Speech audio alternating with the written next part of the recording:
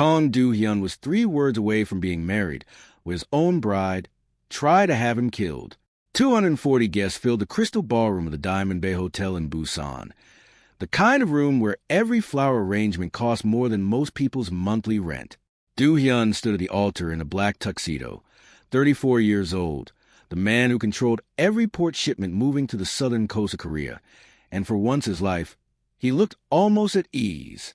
The chandeliers overhead had been dimmed exactly the way the wedding planner requested, low enough for romance, bright enough that every camera in the room could still catch the moment.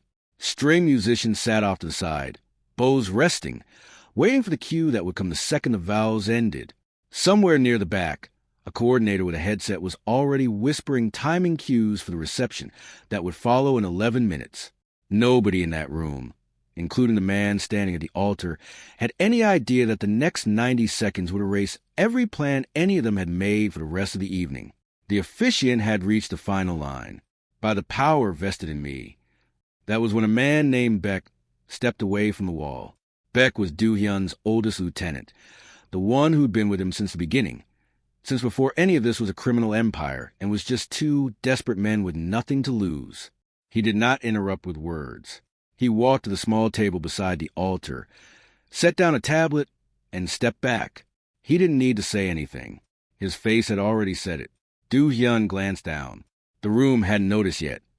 Most of them were still watching the bride, a woman named Yoon-mi, radiant in white, her bouquet trembling almost imperceptibly in her hands. Almost. On the screen was a thread of encrypted messages, dozens of them, spanning 4 months. Messages between Mireille and a man named Choi Tae-sung, the one rival who had spent 2 years trying to dismantle everything Do-hyun had built from the shadows and had never once gotten close enough to land a real blow. Until now, the messages laid it all out with clinical precision. Warehouse rotations, names of men who reported directly to Do-hyun, bank routing numbers, the location of a private airfield that only 4 people alive were supposed to know about. The final message had been sent 2 hours earlier. Once the vows are finished and the toast begin, the east stairwell guard changes shift. That's the window. Don't miss it. The wedding had never been a wedding. It had been the door Tae-sung needed open from the inside, and Mireille had spent months prying it loose 1 screw at a time, using a diamond ring as a crowbar. Do-hyun read it twice. His face did not crumple, did not flush, did not do any of the things 240 people watching him were braced for. It simply went still, the particular stillness of a man deciding something and deciding it completely. He looked up at Mireille. She had already stepped back half an inch, as if some animal part of her understood before her mind caught up. "Leave," he said. 1 word, quiet enough that only the front third of the room heard it, loud enough that every one of them understood exactly what it meant.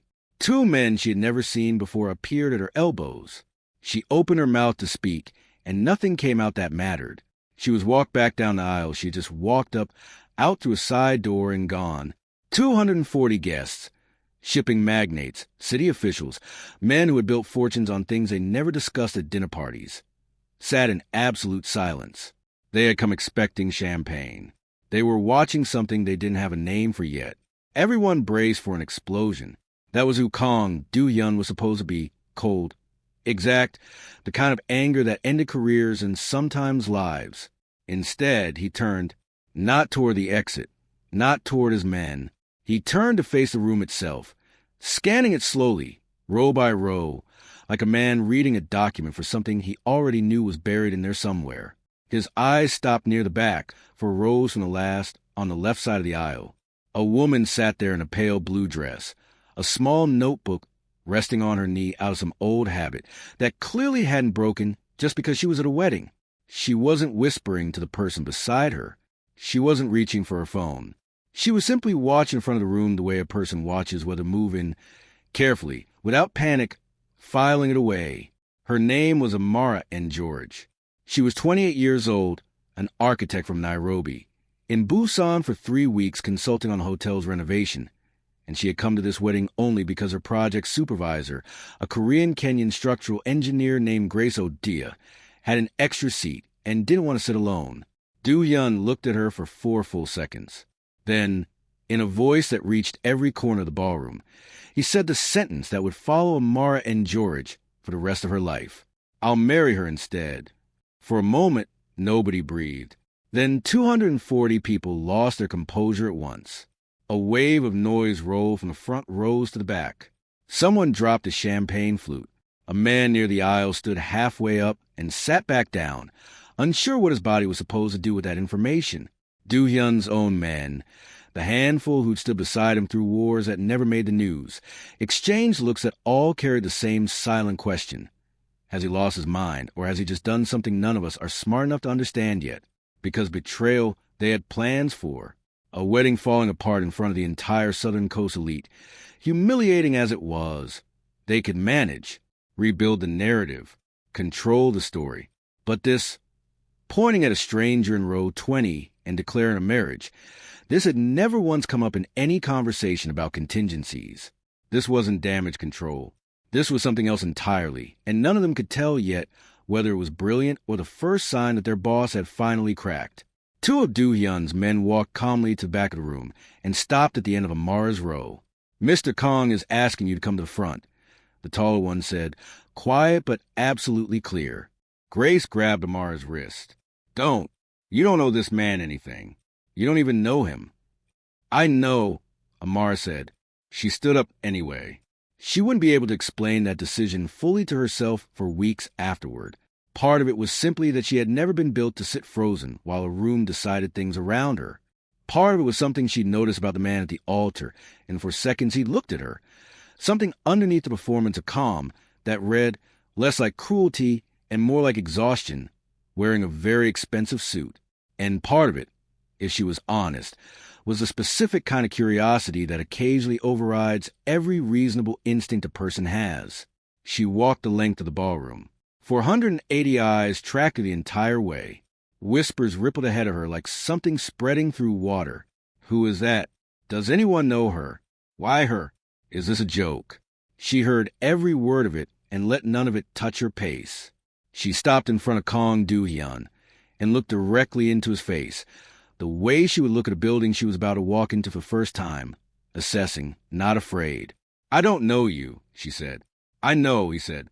"I'm not agreeing to anything by standing here." "I know that too." Something shifted at the corner of his mouth. Not quite a smile. "Will you let me finish addressing the room first?" She considered him for a long moment. "Yes."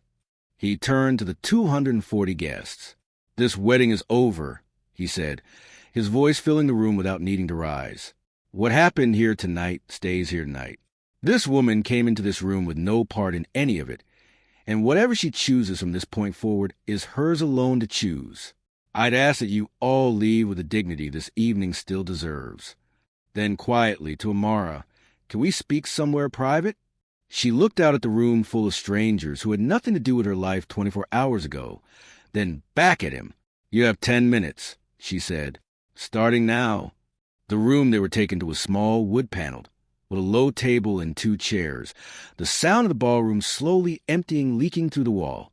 2 guards posted themselves outside the door. Amara sat. Do-hyun remained standing for a moment before lowering himself into the chair across from her. "You're not from here," he said. "Kenya," she said. "I'm in Busan for work. 3 weeks left on the contract." "I know," he said. She studied him. "How much do you know about me?" "Enough to know you weren't a threat to anyone in that room." He said it without any drama in his voice, like a man reciting a fact. "When Beck put that tablet in front of me, I had maybe 30 seconds to decide what to do next. I looked at the room. I was looking for one specific thing." "What?" "Someone who wasn't performing." Amara was quiet for a moment. "And I wasn't." "You were watching," he said, taking it in, not whispering to whoever was next to you, not reaching for your phone, not doing any of the things 200 people do when they're frightened and want everyone to see that they're frightened. You were just noting it. I needed someone in that room who could think clearly while everything else was falling apart. Tonight is going to move fast, and I can't afford to walk out of that building looking like a man who just lost everything. So this is about optics." "Partly." He hesitated, which visibly surprised even him. "And partly something else.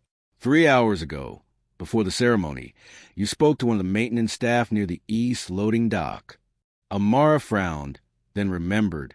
She stepped outside for air and noticed a delivery van parked directly against the fire exit with its engine running, and no driver in sight. The kind of thing that, to an architect who spent her career thinking about egress routes and access points, looked instantly, obviously wrong. She'd mentioned it to a hotel security guard on her way back in, mostly out of habit.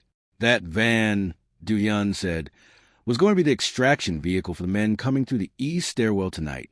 Because you flagged it, my security swept that corridor an hour early and found what they were planning to use it for.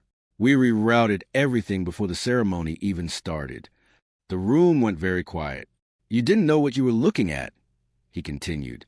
You didn't know it had anything to do with me or her or any of this. You just noticed something out of place and said something about it. Every other person who walked past that van tonight walked past it without a second look. Amara absorbed this slowly. So I accidentally helped stop an operation I had no idea existed. Yes. He leaned forward slightly. And that's part why I looked at you. But it's not the whole reason. The whole reason is that when I scanned that room and everyone in it was falling apart, you were the only face that told me this one isn't afraid. I needed that face standing next to me tonight. I still do. She did not agree to a marriage that night. What she agreed to was a conversation. And then another. And then, over the following 3 days, several more, during which it became unavoidably clear that Tae-sung's operation hadn't ended with one failed extraction. It had only been delayed. The situation, as Du-hyun laid it out over those 3 days, was this. Choi Tae-sung's entire plan had been built around a married Du-hyun, distracted, publicly humiliated, his organization reeling from an internal betrayal that would take months to untangle.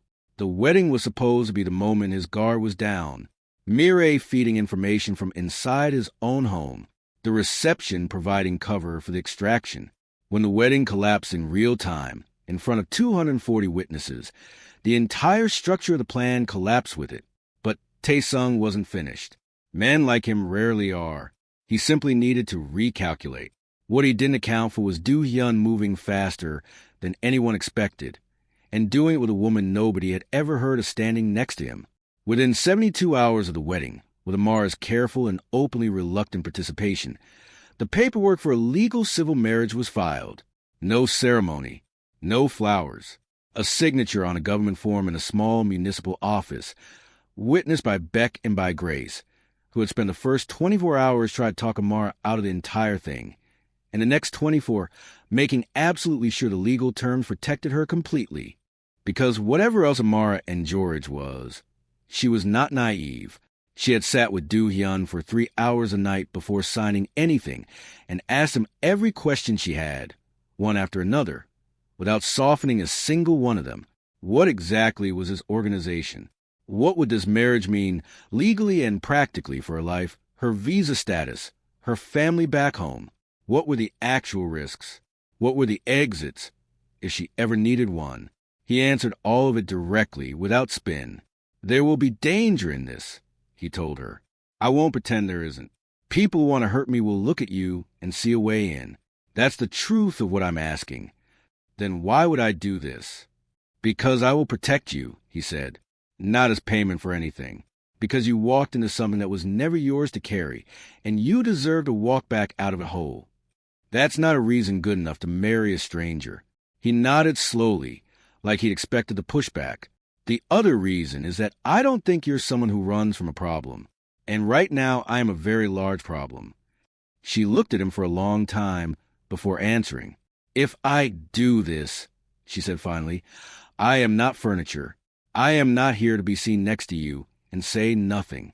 If I'm in the room, I'm in it completely, which means I will say what I think. I will question decisions that don't make sense to me, and I will not be managed like one of your employees. I know, he said. You keep saying that. Because it's true every time you say it. A pause. It's exactly why I chose you. The marriage rearranged the entire landscape in ways Choi Tae-sung had not planned for. His whole strategy assumed a weakened opponent, publicly shamed, distracted, perhaps even careless with anger. What he got instead was an opponent who, within a week of the collapsed wedding, had quietly shut down 3 of the supply routes Taesung's operation depended on. Using intelligence Do-hyun had been sitting on for months and had simply been waiting for the right moment to use. The wedding had been the expected distraction. Everyone watching the man getting married, instead of watching what his organization was actually doing behind the scenes. Do-hyun had simply redirected that same window of attention to his own advantage the moment it opened. Taesung's people had expected chaos. Instead, they found a man who had sealed a security breach, remove an internal threat, and consolidate his position, all within 72 hours. And beside him, through every part of it, stood a woman none of them had ever heard of. That was the detail that unsettled everyone. Inside the organization, the confusion was real. Beck said quietly to one of the senior captains, "I don't understand what he's doing with her." The captain shrugged. "Neither do I. But look at what's happening since." Beck looked at what was happening and stopped questioning it out loud. Part of what confused them was that Amara refused to play the role anyone expected of her. She didn't disappear into a back room and wait to be told her function. She showed up to meetings she'd asked to attend, asked questions no one else thought to ask, and made observations that kept turning out to be correct. In her third meeting, a tense discussion between Do-hyun and 2 of his financial managers about relocating certain accounts in response to the threat. She listened for nearly 20 minutes before speaking. "The problem with moving those funds now," she said in the same level tone she used for everything, "is timing. If you move them while everyone is already watching this organization closely, anyone monitoring those accounts will see the movement and understand immediately that you're aware of the threat. You'd be better off waiting 3 days and folding the transfer into a routine reallocation that's already scheduled. It won't draw a second look." The room went quiet. Do-hyun looked at her. She looked back, entirely unbothered by the silence. "She's right," one of the financial managers said eventually. They waited the 3 days. The transfer drew no attention at all. Taesung's people logged it as an ordinary reallocation and moved on. After that, the men in Do-hyun's organization stopped looking at Amar with confusion and started looking at her with something closer to respect. 2 weeks after the wedding, sitting in the quiet main room of Do-hyun's apartment overlooking Busan's harbor, Amara finally asked the question she'd been holding. "That night, when you scanned the room and stopped on me, were you actually deciding in that moment, or had you already noticed me before that?" He was quiet in the particular way she'd learned meant he was weighing how much to actually tell her. "Earlier that evening," he said, "after my security told me what you'd said about the van, I asked them to point you out to me. So yes, I knew exactly where you were sitting before I ever turned around. So it wasn't spontaneous. I told the room it's more useful that way. An impulsive choice reads as human. A calculated one reads as a man executing a plan, and I needed the room to see the first thing, not the second. But it was calculated. Most things I do are," he said. "That doesn't make them dishonest." She looked at him sideways. "What if I had refused to come forward?" "I would have respected it," he said, "and found another way through the night. But you didn't think I would refuse." Something flickered across his face. Not quite a smile, but a close relative of one. "You were the only person in that entire room who didn't look afraid. People who aren't afraid don't usually stay frozen when something unexpected happens in front of them. That's a very specific read of a person you'd never spoken to." "I know," he said. "I was right, though." She picked up her glass and didn't answer right away, but there was something in the silence that wasn't quite resistance anymore. Something closer to the strange, uncomfortable comfort of being read correctly by a stranger. She called her mother in Nairobi 3 weeks after everything began. It was a conversation she had been avoiding. Her mother, Wanjiru, a retired secondary school teacher who had raised 4 children on equal parts warmth and no-nonsense practicality, had already heard fragments of the story through Grace and had been sending increasingly worried messages for 2 weeks. "Tell me everything," her mother said the moment she picked up. So Amara told her most of it. The wedding, the betrayal, the moment at the altar, the conversations, the decision. Not every detail. There were parts she still hadn't fully worked through herself. But the shape of it, honestly told. Her mother listened without interrupting, which was unusual enough that Amara understood exactly how carefully she was being heard. "Are you safe?" her mother asked when she finished. Yes. Is he treating you with respect? Amara thought about it honestly before answering. Yes. A long pause. This man chose you, in front of hundreds of people. He did. And you walked toward him. I did. Her mother made a sound that wasn't quite a laugh, and wasn't quite a sigh. Amara, you have been walking toward difficult things since you were 10 years old. Do you remember the flooding at the school compound, when every other child ran for the gate, and you went back for the twins in the lower classroom? That was different. It was not different at all. A pause. Be careful. Be sharp. Don't let anyone make you smaller than you are. And call me every week, not when it's convenient for you. I will. One more thing, her mother said, before she could hang up. This man, does he ask your opinion, or does he only tell you his decisions after he's already made them? Amara thought about the financial meeting, about the way the room had gone quiet, and waited for a minute to catch up to what she'd already worked out. He asks, she said, sometimes before he's decided anything at all. Her mother was quiet for a moment. Then he's smarter than most of the men your sisters brought home, she said, and this time it was almost a laugh. Come home when you can. Bring him, if he survives long enough.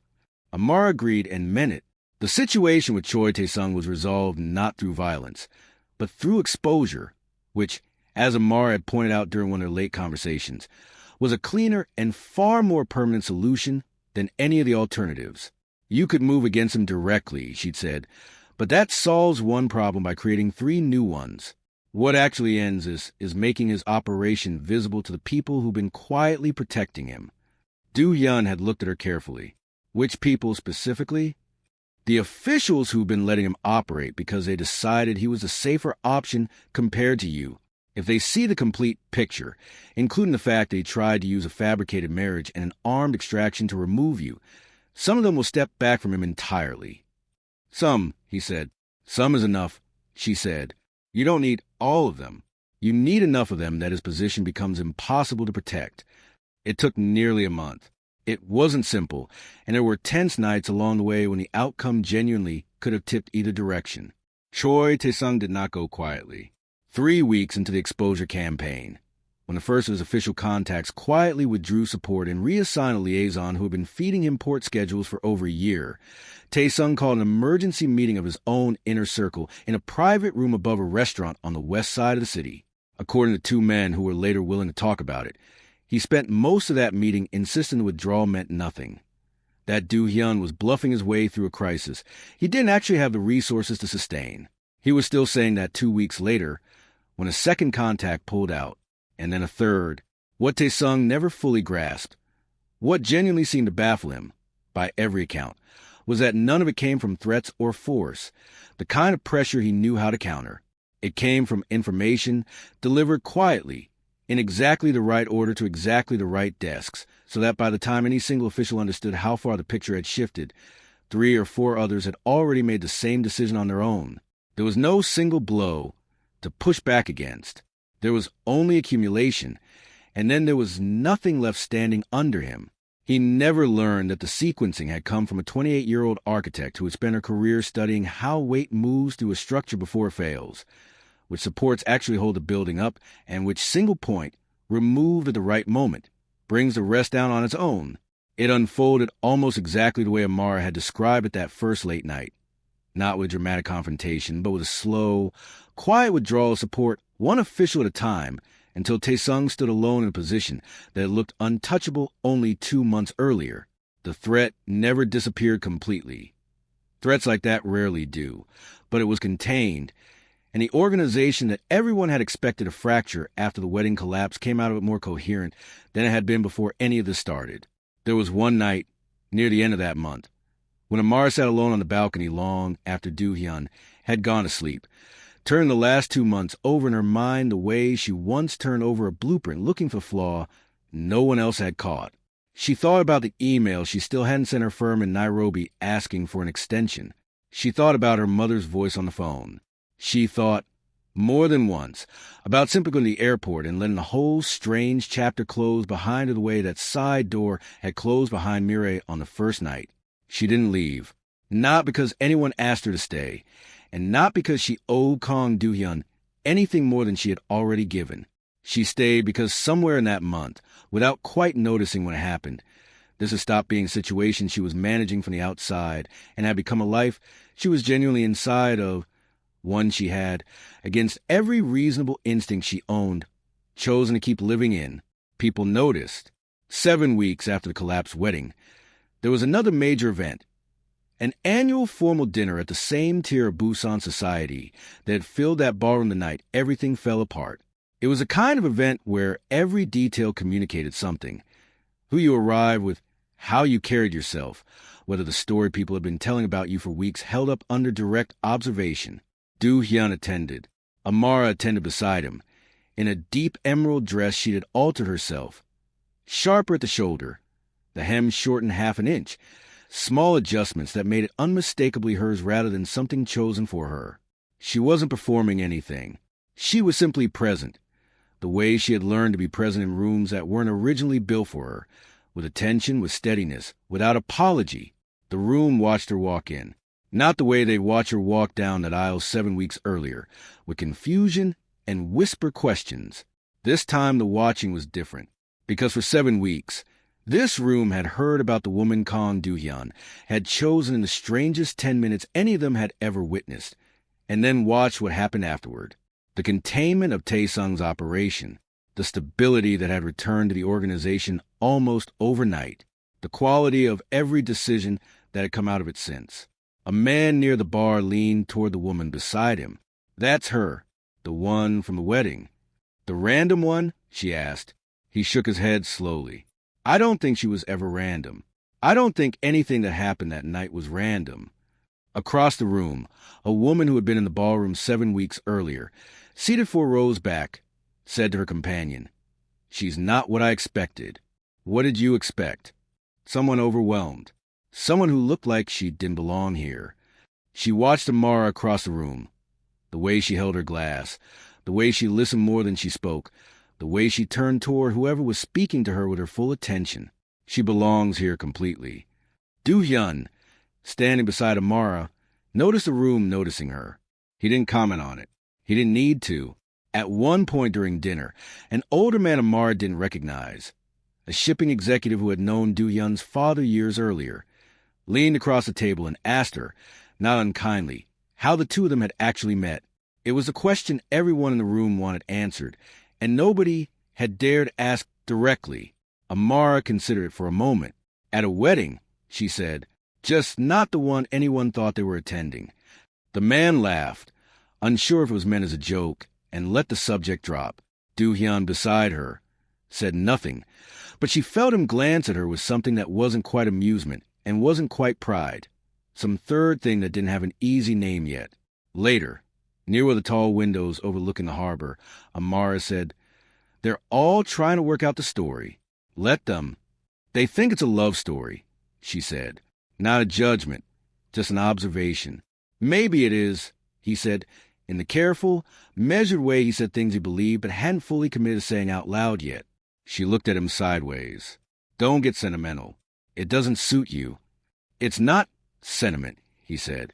"It's accuracy." She was quiet for a moment, looking out at the lights on the water. "What do you actually want out of this?" "Out of me. Out of whatever this arrangement has turned into." He thought about it. Not the calculated kind of thinking, working out the most useful answer, but the honest kind. "I want someone standing beside me who's there because she decided to be," he said. "Not because she's paid to be. Not because she's afraid of me. Not because of anything she wants from me." He paused. "I've had plenty of people around me for a long time. I've never had that." She turned to look at him fully. "Everyone else in that ballroom wanted something from me," he said. "You didn't. You still don't." She held his gaze. "I want things," she said. "I just don't want things from you. There's a difference." "I know," he said. "You mention that often. Because it's true often." She looked away first, to hide whatever expression was forming on her face. He didn't bother hiding his. Across the room, someone watching them turned to their companion and murmured, "That woman changed everything about how this organization operates." They weren't wrong. Later, walking to the car, Do-hyun said it quietly, not for the room, not for anyone watching, just because it was true and he had recently decided to start saying true things more often. Best decision I've ever made, he said. And it happened on the worst night of my life. Amara walked beside him without answering right away. Then, you should write that down somewhere. You're going to need it the next time you're being impossible. He looked at her. She looked back. And that, in the end, was how it settled between them. Not the story anyone in that ballroom had been braced for when the ceremony collapsed. Not the ending the flowers and the string quartet and 240 invitations had been arranged to produce. Something else. Something that started in confusion and a stranger's name shouted across a wedding hall. And had become one conversation at a time, one decision at a time, the steadiest thing in a life built almost entirely on instability. Not a fairy tale. Something more durable than that. If you made it this far, let me know in the comments. Would you have stood up and walked down that aisle if a stranger pointed at you in front of everyone? And subscribe if you want the next one.